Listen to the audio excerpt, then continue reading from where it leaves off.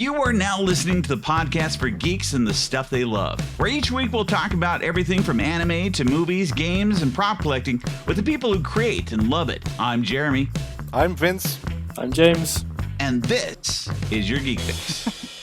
It's been a little while since we asked for those of you out there to share some things, and kind of we've had a little bit of a trickle through, but recently it seems like I've been getting more and more. In fact, we've showed some things last time. Submissions of things that people are working on. And like that, because that gives us a chance to be able to talk about the things that you do. And so, let's see here. Oh, close Involving that. the There it is. community. Right. It's, okay, here we go.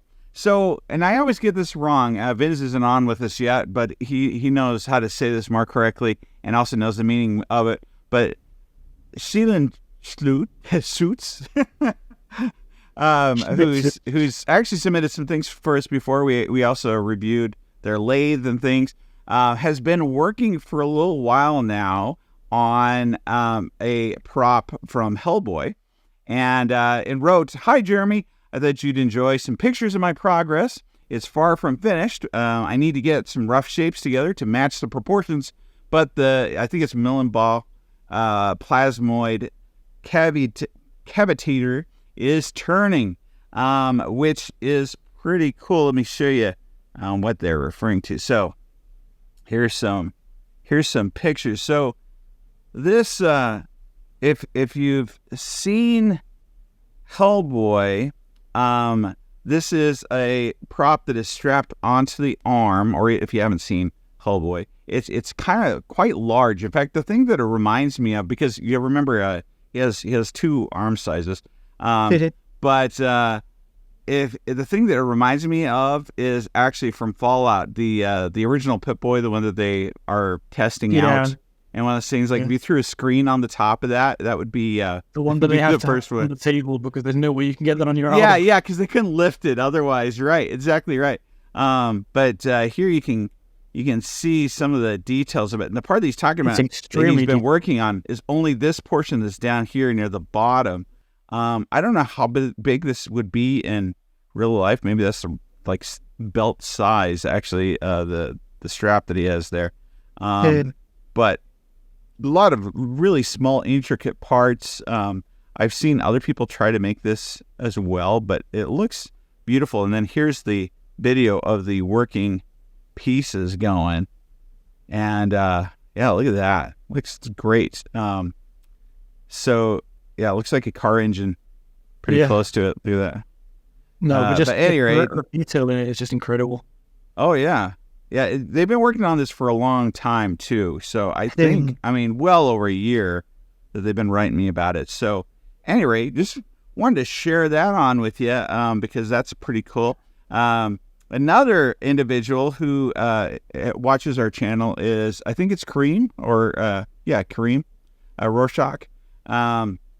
They watched my Pip-Boy 3000 video that I did back in the day, and because they were working on their own, and they took some of the paint applications and some of the way to, because if you have this prop, or if you looked at it before, parts of it light up, but it's really just two lights that are on it.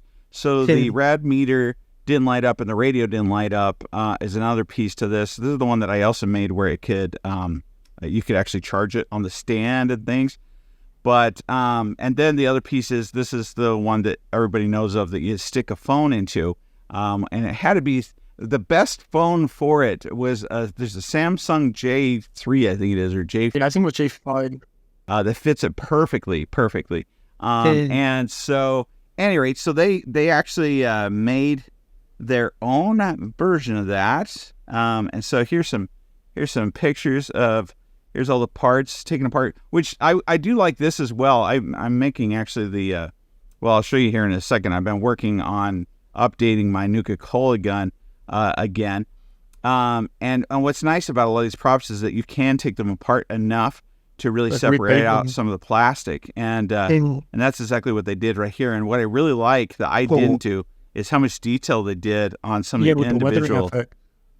Great weathering on all the bits and pieces. That could be I got to go back and look. I'm not sure if they went through and did that with paint because you can see some of the individual scratches and things like that that they did on the edges to make it look like worn down metal. Or the other way that you could do this is with some silver rub and buff. It would be another way that I would think that you could do it. Or you'd also do it the way kind of that this paint application was, which he might have done, is that you paint everything with that silver first, and then you paint over it, and then you wear it down.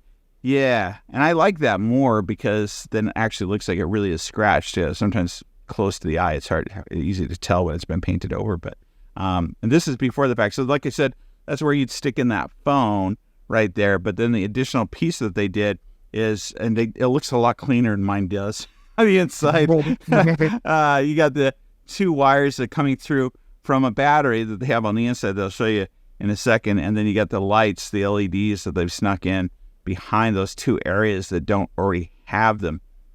And so I'm guessing also that they might have maintained the original battery and lights for the button on the bottom and on the top. But I'm not sure exactly. But they also had a video that they posted. It's been doing pretty well and looks nice. I got to say that I like their room quite a bit. One of the things I like about this interface, by the way, too, the 3000, the reason why I also used it for so long on my 2000 is because it's animated. So it makes people know immediately that it's not... It's a real screen. Yeah, it's not just a lit up screen kind of thing. When I went to the Fallout New Vegas event, I had so many people walk up to me. I was surprised because I figured everyone has seen this already. How many people walked up saying, "Look at that Pip-Boy, look at the screen, it's actually doing something." And so, because this is the one I actually snuck through to Vegas, I couldn't... But did you take the phone out, or...? No, actually, they let it go all the way through. Because remember, when I did this prop build, the thing that they didn't... I think that they left theirs where you can open and close it, the front of it. Mine is actually bolted on because I used that top hinge I turned into a button for being able to turn it on or off or pause the game, things like that. So, but yeah, it should go through. But like I said, I like all the stuff in the background too. You can see that they have some, they have all sorts of collection of Ghostbuster things. There's Batgirl in the background things. So yeah, great collection, great room, and a great job on that Pip-Boy 3000 that they did. And then so much better than the original. Oh yeah. So some of the ones I've seen have just been incredible, actually. And then this last week, one of the things I actually posted on our community page is a set of I'd been messaged a few times by them that they'd been working on an app with another interface for the Pip-Boy. But the purpose of this interface was to be able to go out and do some, Fallout LARPing kind of stuff. And I knew that much. And this app, it has everything from Bluetooth stuff to being able to scan, things. Let's see here. Bluetooth connected, and NFC chips it can read. All sorts of things. Basically, they were thinking out what are all the different things that you might want to do or someone might want to do in relation to Fallout and kind of role-playing it. And then they also made some kind of a VR app that you can use, which puts you in a certain position where basically I ought to go to their actual location here. Yeah, Tranquility Lane. Yeah. So you can't really do too much, but so somebody has to come help you, basically, is the idea behind it. I kind of thought of, what's the name of the game? Another player Keep Talking. For the perfect game, use commercially available very cheap AR glasses for mobile Tranquility Lane application. There is some language, I think they had to translate some of the stuff, but at the same time, yeah, it's so they're basically saying you could use the Google Cardboard to do it, sort of thing. And so, which is, but it's pretty impressive. So you just kind of go in, And then you add some files which give it music and video and things like that are also related. And you can also add some of your own music for the purpose of the radio and things. So at any rate, that's pretty cool. I mean, it's pretty extensive stuff that they've been working on. I mean, of course, download really at your own risk, but what's that? No, it's really well thought out. Oh, yeah. You can tell they've been troubleshooting it for a while, and they have several versions that they've gone through. And I can't tell, but I would guess they've had some feedback from some community or something to get some of the ideas, or where the best thing about having a community is that they can tell you, well, this is what I wish it would have, or this is what I would add, because that just kind of keeps growing it. But I mean, yeah, they have a full webpage set up for being able to read all about it, download everything, and kind of go from there. And it's free.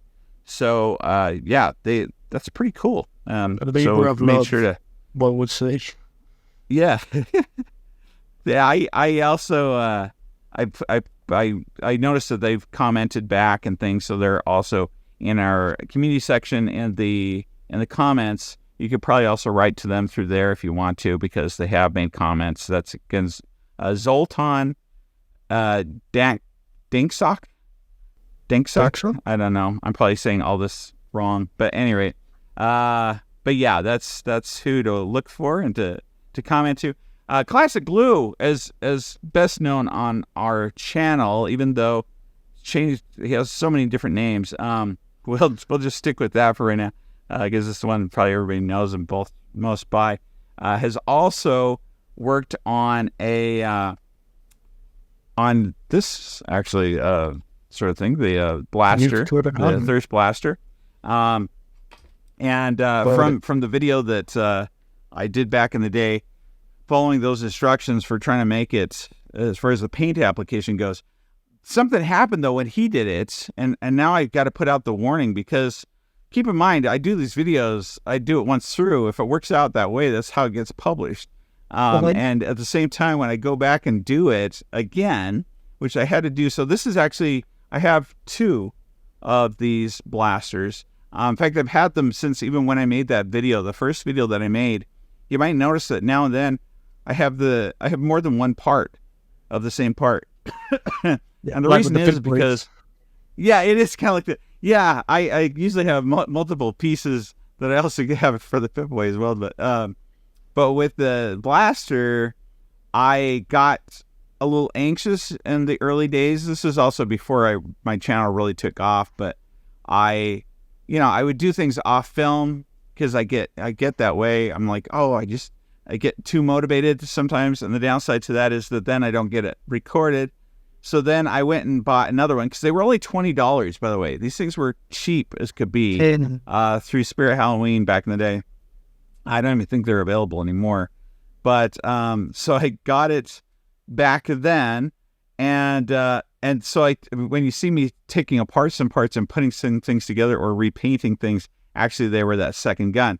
And I always anticipated that I would eventually redo that gun, make it also do something. And the specific thing I wanted to do, because everyone's comment was how to make it feel heavier, because I said that it didn't feel heavy enough, like for what it looked like it should be, that I would just make it working. So it'd be filled with working parts that would make it also heavier. And I knew exactly how I wanted to do it, but I couldn't find the mechanism to make it work. And finally I did, and tweaked it, and then tried taking it to Vegas. I didn't get the gun painted at that point, and also it was leaking, which I didn't know. It was empty when I took it to the airport, but at the same time, couldn't get it through the airport. But on the flip side, hopefully this video comes through after I release the working Nuka-Cola gun next week. But at the same time, first time I painted it, everything kind of worked the way I describe it in the video. The problem is what I do with a lot of these things, including the Pip-Boy, like that 3000 that I made, I will use a hammered metallic paint.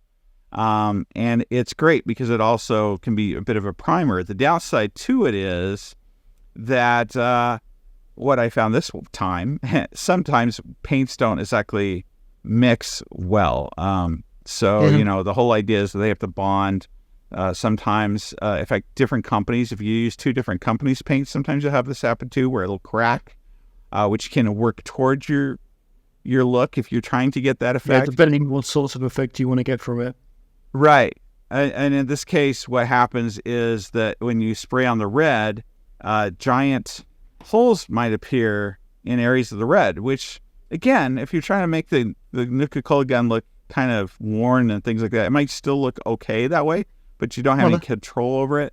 And so when he went through and painted his, that's exactly what happened. He even wrote me and said, well, you know, what's going on here? This happened. It doesn't seem like it's working right. Well, the same thing happened to me this time, so I'll let him know that. When I went back to look at it, it had separated out, so then I had to sand it down, spray on some other primer, then put on another coat. But anyway, in his process, though, he's made it look really great, been very specific to the look of it to make it look exactly like it does in the game, because there's some little details that are definitely different than they are on the natural gun. And yeah, from there, I'd show pictures, but I don't know if I have the freedom to do that with his stuff yet. And I know that he's going to, or at least he's been filming and things. I know that he was planning on releasing a video of that. I don't know on which channel he's going to put that. But when he does, and when he hears this podcast, he can put it in the comments below, or he can email me, and I'll share it on with everyone. Post. So yeah. So that's kind of a lot of that. And that was what I was working on the past couple of weeks. Is that I do have a working. It works. It works thoroughly. It sounds, looks. You pop open the back of it. You pour in your Nuka-Cola. And although I haven't tested it with the cola yet, I know it'll work, but I'm worried it's going to gum everything up because it has syrup in it.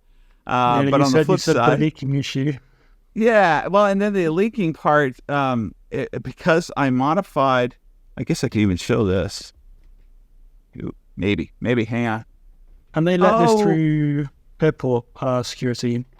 Or was this? I tried to get, so this is the one that's the working one. So I'm holding it together as a moment. Oops, I'm trying to do it with both guns. So I did it with the second gun. Now I just got the parts to be able to do it now with my original one. So this is actually my original. So this is kind of what it looks like.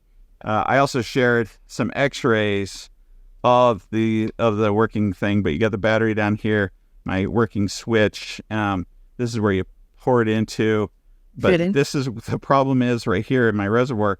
I used some stuff that I thought would work pretty well. Because it's the same thing that, here it is. I didn't want to use the giant caulk gun to do stupid small stuff like this, so I bought this clear silicone waterproof sealant, which is supposed to dry, was my understanding, and it kind of does, but not thoroughly. It's supposedly this is what you use on for fish tanks and things. Do you have some of this? It's for like corners. This is the stuff that you like to wipe it onto the corners and things like that. Supposedly this is what helps with that. And then it's clear enough too that it doesn't seem too apparent, but of course, because it's waterproof too, you get on your hands, you can't wash it off, and your hands are just like naturally sticky for like 6 days. But at any rate, so that was the issue initially, is I had too much leaking going on. Finally, I figured out a way to really seal it off. But anyway, so I got that all finally done. And yeah, and I haven't really done too many videos this year. I slowed down. We were turning out 8 to 10 videos a month last year or more, which is a lot when you're doing like half hour or more videos that are edited and things like that. I put out our podcast, and I did the Philadelphia video. I think that's all I've done this year so far. I'm pretty sure. I think I did a couple of shorts, but that's about it. The Philadelphia video release was perfectly edited though. Was it? Yeah. I was really proud of it. It kind of got hurt in its like the number of views, because of course YouTube didn't push it because it had technically been published, not really publicly published, but was published hidden. And I didn't know that hurts you, because those first 3 days are when it has to be pushing your data. And so since nobody could see it, I did it that way though, so that the company that had the place that I reviewed, that they could review it, because originally there was even some of the early emails were like, if we even see something, we could sue you, kind of thing. And so I had to work it out with them, and they actually liked it enough that they joined the channel and were like, yeah, you have full rights to go ahead and publish it. In fact, their favorite scene was actually the shower scene, which I thought was funny too. The clause said, when I went back and tried to read it, when I was worried a little bit about the legal stuff, the clause says you can't film anything new naturally, like they don't want porns or something like that being filmed. It's other place. So I thought, that's another thing they could use against me. You really can't see anything. It's implied, I guess, or whatever. Yeah, but, so if anyone wants to see the uncut version of that, just ask Jeremy. Yeah, get on my OnlyFans. And it's another one of the reasons we use it being a bit slower. We've been preparing on the other side. That's right. I've been trying to really wade in on that side. That's where I get all the money for this one. No, but yeah, we haven't done a ton. Well, and the other thing I'm working on, I didn't want to release the Fallout New Vegas video until the Blaster video came out, because the Blaster video kind of gives you some insight into what happens and stuff. And the New Vegas video is quite good. The thing I'm going to tell you in advance, because by the time you see or hear this, it's possible the New Vegas video will be out. But there's something I mentioned in there a few times. I keep saying that I want to go back and do something, because there was something I wanted to really do, which is the first night. In fact, I got to come back and say some things about James here in a second. The first night we went to the Stratosphere, and the thing that I got to see people doing, and the price and everything else, I was like, I really want to jump off the Stratosphere, pretty bad. This is the longest or tallest vertical zip line in the world. It's also the tallest structure of its kind in the world, and so yeah, I was really wanting to do it. I couldn't do it on that trip in the end, but I kept saying, next year I'm going to go back. Now, we filmed this in November last year. Next year I'm going to go back and I'm going to jump off the Stratosphere. Next month I will be going to Vegas and jumping out of the Stratosphere. So, and I will be getting video. They actually, yeah. I'm going. I'm actually going to hang out with my dad, so it'll help me to film and things. But and I might be trying to also connect with a couple of other people that I wished I could have done that time. I also got invited to Prop Store, but I don't know if I'm going to be able to pop over there, because it's about a 6-hour drive to go. But I might be going in person. It was sure be great. You guys kind of turned me on to the idea of going. But anyway, so yeah, great. So, I wish I could have gone with you guys. There's always next time. Trip. I mean, if they'll have us again, I think we've been. Yeah. I think you did a great job too. That was amazing. In fact, I don't know if I'll get to go to the England one, but I'll definitely probably try going to the California one at some point in time, LA. And I never really got to mail Chuck his gift that I made either, and so I could take that with me if I do go. But at the same time, yeah, it'd be in the spring. They do have. They keep on inviting us to different things. Actually, in fact, they wanted me to do an interview with one of their people this week, but it's the England location. And when I threw out the times I'd be available, they were like, we can't really do that, and they don't do Saturdays, and so so I won't be doing that. The time difference is really complicated. It's a bit significant. I thought about just having you do it by video or something. If you want to, you can. I'll give you the details on it. In fact, it says with their professional. It's on the posters though. It's kind of what I think. Were you on that one where we did the poster where we talked about the movies that were tied to the different posters? No, sadly not. So that's this one's posters. But there's some really good ones. Like what's the name of the movie? The classic B movie, Clowns from Outer Space. It's like a horror movie, a really bad one. It's not like Attack from Mars, like the alien one, is it? This is the clowns. So there's a bunch of clowns that are like mutants that come from outer space. What is the name of it? That's one of the posters though that they have. Is that one? I was like, oh, I can't wait to talk about that. You'll have the full name now. Clowns from space. Oh, Killer Clowns from Outer Space. Oh yeah, there you go. There's actually they even have costumes you can get from that show. That's another really like horrible movie. We're gonna be reviewing a horrible movie this month, but same time, it's 6.2. It's not too bad.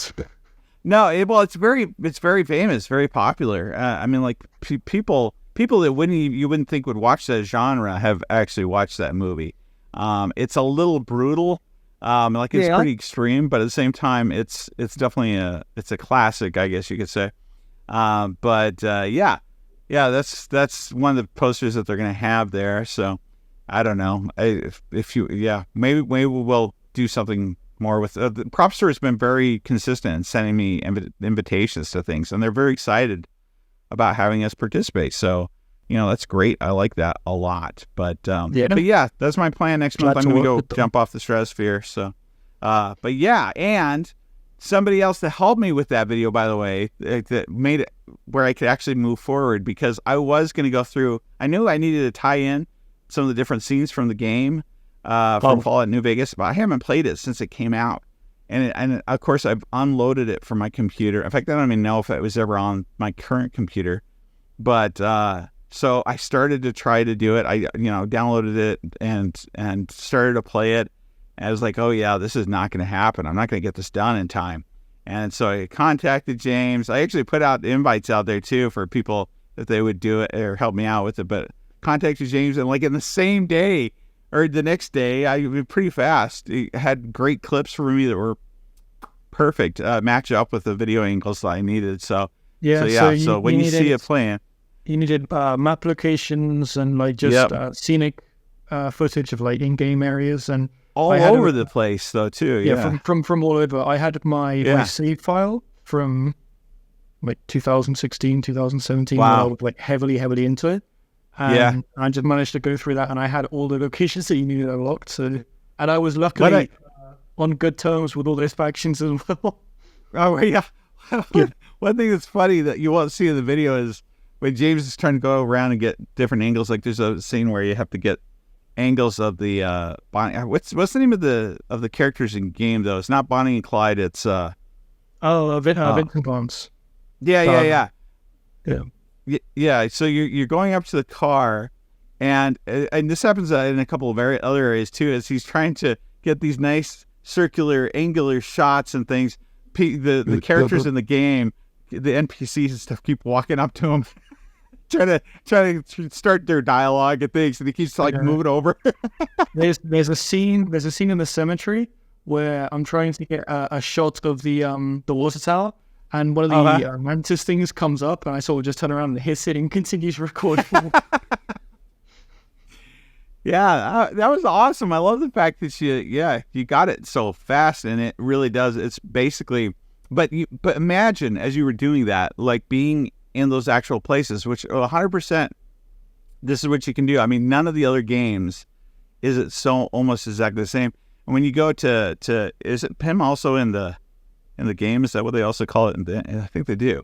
I think that's the one thing that's the exact same name as far as where Buffalo Bills is, which isn't called Buffalo Bills in the game. It's called Buffalo, something else Buffalo, isn't it? The hotel with the roller coaster. Oh, it's not the Atomic Buffalo or something Bronco, I think, isn't it? Yeah. Oh, maybe it is Bronco. Yeah, but it still has the Buffalo. It basically looks like the same sign though, but so I mean they had to change names, of course, because these are actual places that have that have registered. It's the Bison Steve Hotel. Bison Steve, right? Instead of Buffalo Bill, it's Bison Steve. But what's weird is when I went there, which we talked about this before I went out there. When I went there, the whole area. Because there's hotels across the way too that are these giant hotels that have these big themes and these giant characters and stuff that have been shut down. Like when COVID happened, it just shut down these places because they're kind of in the middle of nowhere. Only reason why people went there is because it's between, Vegas and going to Disneyland kind of thing. Like it was your halfway mark or something. It was a cheap place to stay. They were like theme parks, and they literally closed them. And now they just have reopened some of these, including Buffalo Bills. And so when you go, it looks like Fallout. I mean, like everything's grown over. They have these statues and things that are kind of falling apart and things. The roller coasters in disrepair. It's a lot like, the game is. So when you go and do some of these things, it really looks like it. Then you go to Good Springs. It's just hard not to feel like, oh my gosh, I'm really ready. I'm really there. Yeah, it's pretty cool. I'm hoping to have that experience this year. Last year I wasn't able to go down, but this year I'm pretty decided. Like I want to start preparing everything now before like prices and everything start going up too high. But yeah, I'm going to take your advice. I'm going to try and see if I can get a spot at Buffalo Bill. I need to find transport and stuff. Obviously, we can like meet up. I think that's like a given. I know a lot of the people that went to the event actually stayed at Buffalo Bill's. It is. In fact, when we went there and changed clothes, I ran into people in the parking lot right off the bat. It's cheap. It's super cheap to stay there at the moment. Partly because it is industry repair. I do read some of the comments though. Be prepared. I mean, it is not it's not well taken care of. It is. Yeah, when you read the comments, there's some negative comments about it. But again, if you go into it with the idea of, hey, this is supposed to be like Fallout, then it's gonna be right on the money. If you maybe the roller coaster will be moving again too. Yeah. I think it'd be great if they got the roller coaster going. When I was there, I actually did ask them about it, and they said that they don't know when it's going to open, but the plan is to reopen the roller coaster. And this is also the longest. It was the longest roller coaster or the highest, and it was in the world at one point in time, the highest or longest. Yeah, and it is super long. I can imagine in like the tallest or longest for a hotel, but like in the world, I think is a bit right. Well, yeah. So it's that high rise that then dips down into the ground. I think that might be the highest part, but it is definitely a long one too. If you watch the videos on it, I mean, there's a lot of it where it really doesn't do much, but it's just kind of going around, but it's pretty far. So I mean, yeah, you got some fun things that are hopefully coming up this year that we're going to be doing and stuff. And so James and I, if James goes, I'll be there too. I don't know if I'll stay at the event the whole 3 days, although I got really tempted after being there this last time. I thought I could just show up, and I'll be there for, half a day. And I don't think that was enough. And I really missed a lot. I also didn't know it was going to be that big though. So that's part of the reason why I didn't do something more, but yeah, at any rate, so yeah. If you have stuff, if you have things that you want to submit to us that we can review, we love to see it. We love seeing the things that people work on. The whole reason why I created this channel in the first place was to connect with the community and to encourage people to build and share. And that's where this comes in and where we're able to kind of talk about these things. And just the amount of creative projects that like some of our viewers like really get into is just incredible as well. Oh yeah, there's some things that I'm aware of that they have still haven't given us because also people don't want to release things before they got too far in it, which I fully understand. I made that mistake myself, but at the same time, I know there's some things out there too that are just mind blowing that I couldn't do. So, or that are too big for me to fit in my house. So, anyway, but stay tuned. If you've enjoyed this podcast and want more, stay tuned for that. But also check out our channel, join the community on YouTube that goes by the same name, your Geek Fix. Be sure to check out Vince on Twitter at MassiveDMG_ and on his YouTube channel, MassiveDMG. Check out James at Mr. Malto4 on Instagram and the Replica Prop Forum. We also want to hear from you, so be sure to send your questions, stories, and other projects to yourgeekfix@gmail.com. In the meantime, this has been your Geek Fix.